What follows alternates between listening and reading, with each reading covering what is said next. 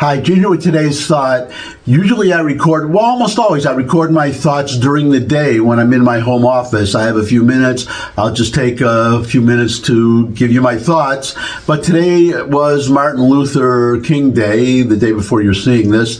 So I wasn't in my office. There was really no work to do. And I didn't record a video this afternoon, and I wasn't going to do one. But then I said, well, I should. I owe it to you, my faithful viewers, the few, the perceptive, just the wonderful people who visit me. So I'm popping in now. It's evening, and the Iowa caucuses are almost, well, they're pretty much completed. The results are coming in as I'm recording this around, 8 o'clock in the evening. We already know, it won't surprise anybody. Well, it won't surprise anybody because it's now the day after when you're seeing this, and you all know Trump won. As I'm watching this, what we don't know, but it looks pretty obvious to me that he's won in a landslide, or will have won in a landslide when you're seeing this.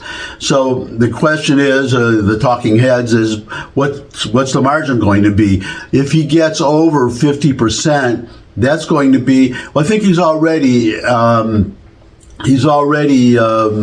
headed for a historic margin, wider than any Republican candidate has ever won for Iowa. But if he's over 50%, then that is a real serious sign for these other wannabe presidents who are on the Republican side, Haley and DeSantis and Ramaswamy and, yada, yada, yada, Joe Blow, who knows, who cares, all of them.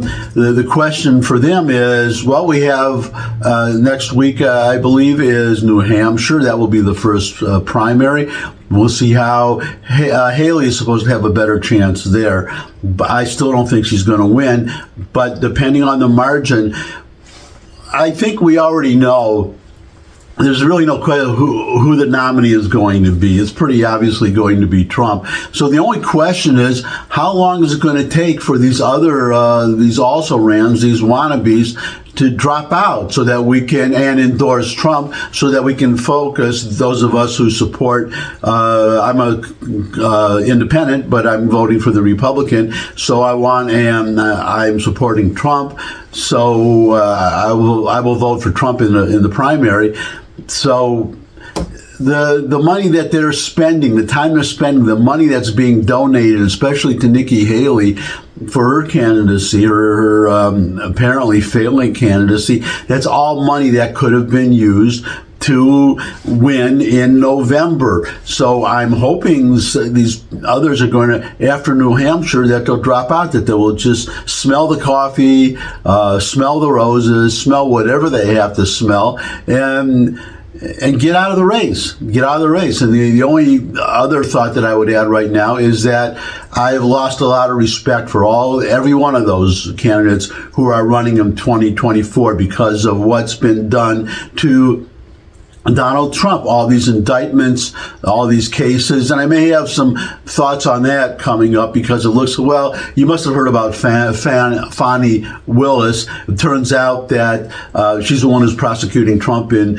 Georgia for election interference, and she, it's not election, for trying to overturn the election and the 2020 election, and it turns out that the prosecutor, the lead prosecutor that she hired, was her lover. She ended up breaking up his marriage, the affair that they had, but she hired him. He had never had any experience. He had never prosecuted a felony, and she paid him I think almost like $700,000, a lot of money, and then they used some of the money to go on a vacation together. So it's not looking good for Fani Willis. Whether this means that the whole case gets thrown out, I think it should be, but I'm not a lawyer. But definitely, she should be taken off that case. So should the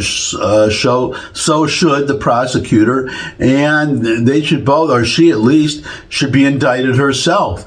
And she's already being investigated, not just by, the judge is looking into her, all this I don't know, hoop-de-doo. That's a technical term, hoop-de-doo. But also Jim Jordan, the chairman of the of the House Judiciary Committee, is also looking into her because apparently somehow federal money is involved.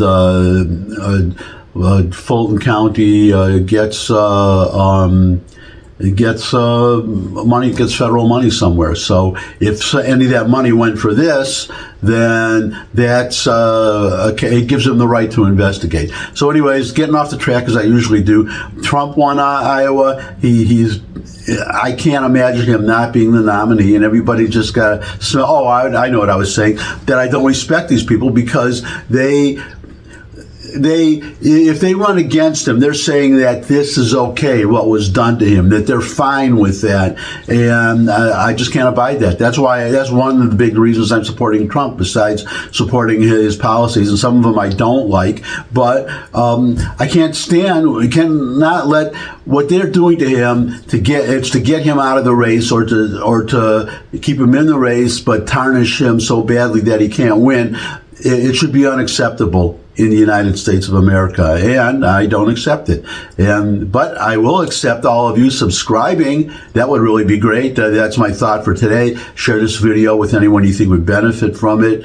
Most of all, come back and see me again. I'd love to see all of you again. And until I do see all of you again, bye.